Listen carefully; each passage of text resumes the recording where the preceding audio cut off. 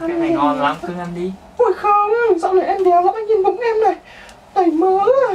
Không sao đâu, con gái mình bập một tí với sinh, ăn đi. Em ăn nhá. Ăn đi. Ôi, mặt cưng bé nhỏ cả, đây lau Thế cho. à?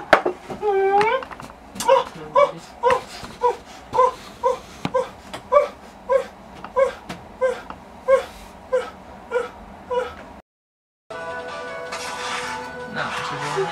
Kìa, kìa, anh chạy ra đi. Ui trời, anh chơi giỏi quá.